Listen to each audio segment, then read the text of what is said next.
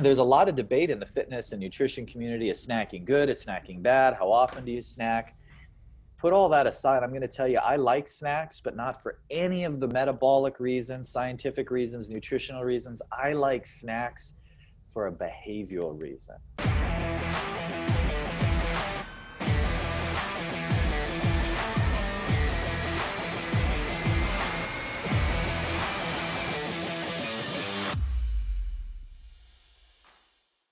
Welcome, Angelo.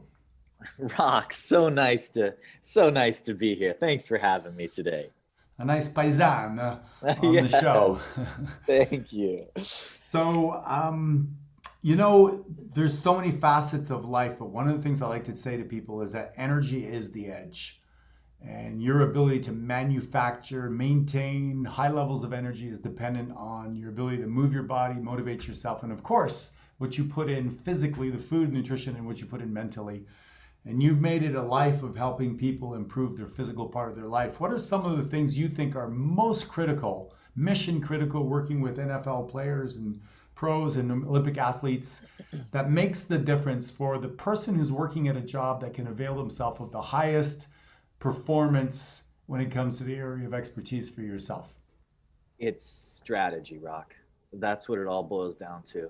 So if you take a subset of people, if you follow the research, millions and millions of people participate in diet and exercise, and you get a small group that feel like, I don't see a difference. And then you get major swaths of people who see a monicum of improvement. They have a little better energy, they get in a little better shape, but it's really only that small minority that you read about and you see these incredible transformations, these before and afters, and they've completely made over their lives.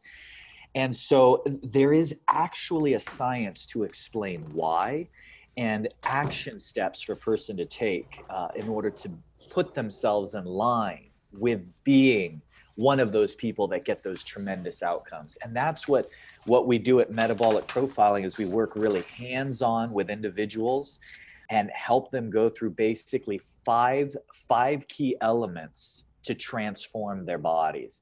And that like you said, we work with pro athletes, the whole 9 yards, but we work with just regular everyday folks, parents, grandparents who want more energy for the kids.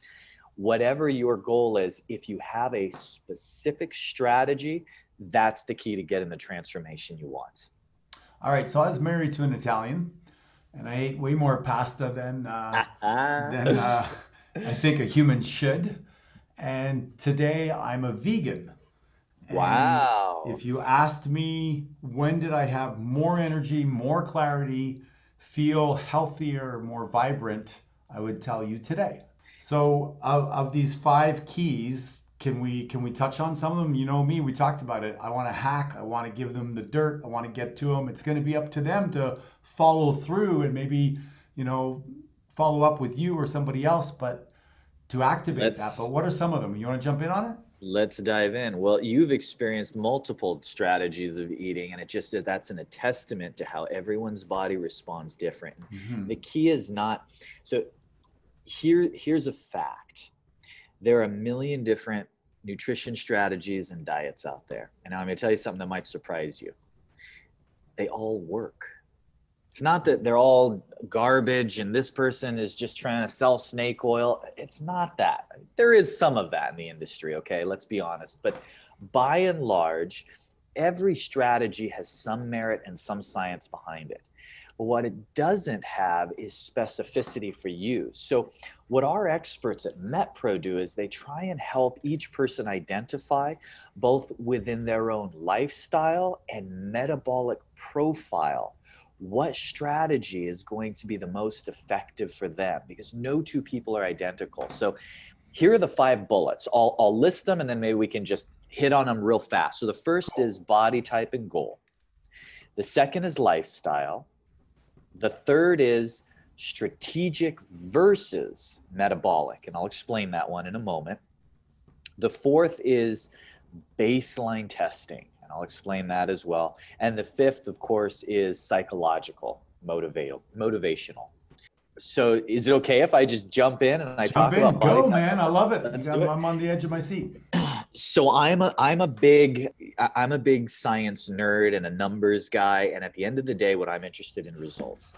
I'm interested in results, and there are few things that motivate people more than seeing results.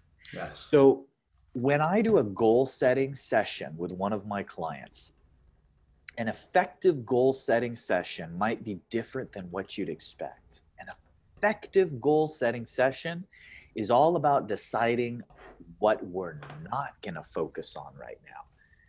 I know that may sound completely counterintuitive, but if you reach out to our coaches, I can already assume a few things about you just by statistics. 90% of people who call us are calling us because they want more energy, they want to feel better, they want to lose a few pounds, they want to lean out, and they want better performance. Does it sound pretty good to you? Sounds, yes. So assuming that's the case, now what we have to determine is what are our priorities going to be? Because I'll get executives, I'll get entrepreneurs, I'll get type A personalities who reach out to me and say, Angelo, I know who you are, I know who you've worked with, I know what you've accomplished. Now here's what I want. I'm driven, I'm motivated. Can you get me to bench 300 pounds, run a sub 6 minute mile, have sub 10% body fat? Can you get me there? And my answer is, I'm, type A Italian personality, right? So my answer is absolutely. This is what I do. This is what my company specializes in. Here's what you have to decide. Which of those objectives do you want to accomplish first? Because if you try and achieve all three at the same time, you're going to move the dial only marginally on all of them. It's our basic biology. And that's coming back to a fundamental biological law, and that is specificity produces results. So we need to really analyze, okay, what truly are your goals? And if this is your goal, you may be doing all this great stuff, but right now we have to reallocate your hours, your priorities, so that way we really move the dial on this one or two items, check them off the list, maintain them, then we get to move on to the next item and the next item.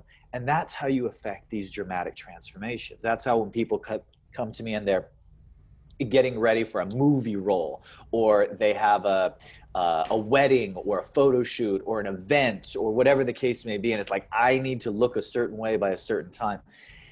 There's no limit to the good things we could do to help them achieve those objectives. But what we have to do is narrow our focus to make sure that they hit those objectives in the time frames that they have. And so we look at their genetics, that's an expression, your body type, and we look at your goals and we figure out how are we going to chop up your time allocation. That's step one. If we can do that, step one is related to step two, and that's lifestyle. No two people are the same. Some people, of course, right now with this pandemic, everybody's, traveling less than they used to. But in general, some people are constantly on the go, constantly on the road, constantly flying different places. Other people have a more traditional 9 to 5. Some people have families and they take meals with their families. Other people are almost always eating socially, business lunches, dinners out. You can't pretend like it doesn't matter. Like you have, one person who has a different circumstance. He's single. He has a 9 to 5 versus a working mom with kids and family to feed. You can't just say, well, science is science is science, and everybody needs to do the same protocol. I've dieted about 20,000 people. I've been doing this for 2 decades. It doesn't work that way. You need individualization. So as an action step, I'm big on action steps. One of my recommendations is I'm a big fan of snacks. But I'm going to tell you, there's a lot of debate in the fitness and nutrition community. Is snacking good? Is snacking bad? How often do you snack? Put all that aside, I'm going to tell you, I like snacks, but not for any of the metabolic reasons, scientific reasons, nutritional reasons. I like snacks for a behavioral reason, for a coaching reason. After doing this a few times, I've learned that there's certain levers that I have. So if somebody says, Angelo, let's do it. You tell me what to eat. You tell me what exercise to do. I just want to achieve these objectives. I'm going to assign you a very specific snack. I'm going to say, hey, look, Rock, if you called me up and said, here's what I want to do. I want to put on 5 pounds of muscle. I want to strip 10 pounds of fat or whatever. At 2:30 in the afternoon, I want you to eat this snack. And it could be any, I mean, I want you to have an apple and a handful of almonds. I want you to have, whatever. Right. But I want you to eat that at 2:30 in the afternoon. The reason is because you don't take snacks socially, which means they are the most control we have in your daily routine. Because nobody says no to that. Can you eat an apple and some almonds in the afternoon? If somebody says no to that, they're just, they're not ready to really transform. They're not. Right. But somebody, if I say, look, I want you to eat exactly bite for bite this for dinner every night, 5 nights a week, like that might be tough. I need more of the They're principle. On a plane, they're doing this. Right. I get it. So it gets easier for me to control if I utilize snacks. So it's strategic. Strategic, exactly. And then that dovetails, there's an order to these, that dovetails into strategic versus metabolic. So if, and just so the listeners know, if you reach out to us, this isn't a generic, okay, eat a little less sugar, exercise a little bit more, count your calories. This is a deeper dive. And for what we do with people are people, raise their hand and say, I'm ready for a transformation. We've worked with many of the folks that have been on shows like The Biggest Loser after the fact and really helping hack and repair their metabolisms, things like that. So we really do a deep dive with people. And so the first thing that we look at is, are you strategic or metabolic? And the answer is you're both, but which are you dominantly today? And that means if you're a strategic person, I'm looking at your nutritional history, your training history, and your lifestyle, and determining if what is preventing you from achieving your goal is simply a lack of consistency and speed. Now, I pick that word speed very purposefully, because I tell people, here's the type of foods we're going to eat, here's the type of exercise we're going to do, here's the type of daily strategy. And they say, well, I've heard all this before. I know how to do this. I know all that stuff. I know you know that stuff. My job is to help you execute quickly.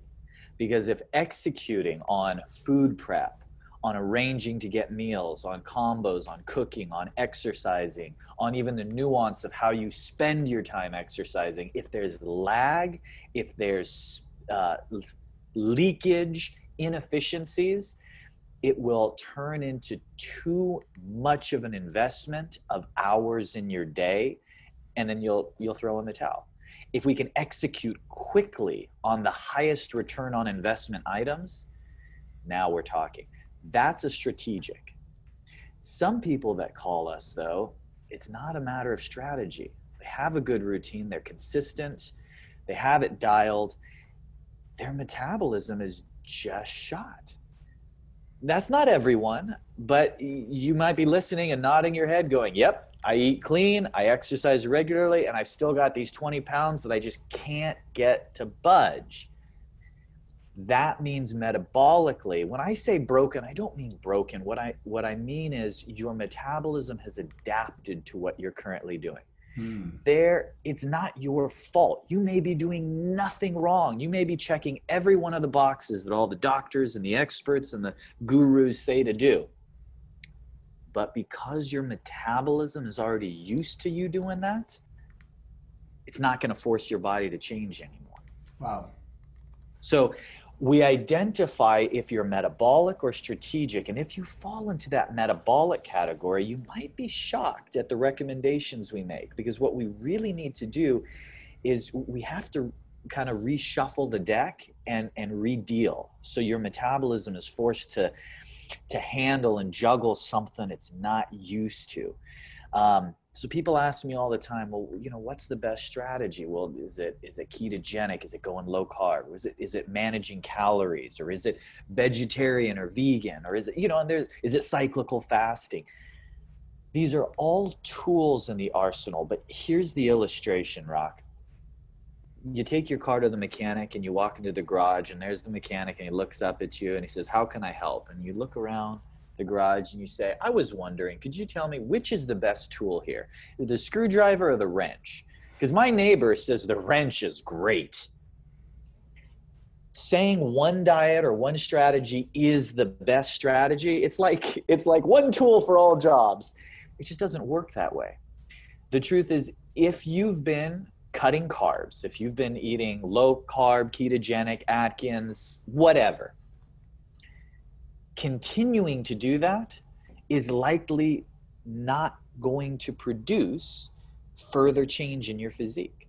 Likewise, if you've just been counting calories, continuing to do that, unless it's brand new, is likely going to be unable to produce change. We have to figure where our leverage points are. So that's why I say it's not a matter of right or wrong when it comes to diet. It's a matter of identifying leverage. And then that dovetails into our fourth point, which is baseline testing. How do we know where we're going to get the most leverage? We baseline test. So I've been doing this for about 20 years. And I don't know, have you ever worked with a sports nutritionist, Rock? Or you've heard of them. You know what they do, right? I mean, I've worked with Tony Robbins, and he has his philosophies around what you eat and what you don't eat. There you go. I'm a student of a lot of different philosophies. I've tried different things. So I agree with what you're saying, that, one size doesn't fit all. And I've witnessed people that are overweight that eat almost nothing. Yep. And they can't lose weight. Absolutely. And that is because of a metabolic response. So that's why we've finally landed on it. And of course, it's taken us some years to get here as technology has become more available to the public that can really be used to expedite these processes. But let's go back in time 10, 15, 20 years. If you were to visit a sports nutritionist, the gold standard is they, height, weight, how much training do you do? And they jot down on a sheet of paper, okay, here's a meal plan for you. Follow this, call me in 6 weeks, and let's reevaluate.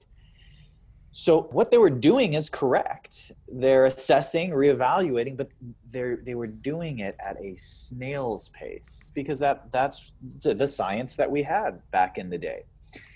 Now with the use of technology and real-time feedback and tracking tools, we can get more instantaneous feedback. So by and large, we're still doing that same, here's a meal plan, let's see how your body responds, and then we adapt. But we're doing it in like 72-hour cycles. So we start adjusting and updating and changing meal plan, even exercise strategies in as early as 72 hours. And then we repeat that process. Now, I know some fitness enthusiasts listening are going to say, oh, you can't know if something's working or not in 72 hours. But believe it or not, with the analytics we have today, with that instant real-time feedback, I can get directional arrows that will indicate a good appraisal of how someone is likely to respond with 75, 80% accuracy in 3 days and 90, 95% accuracy once we're at a week to 10 days.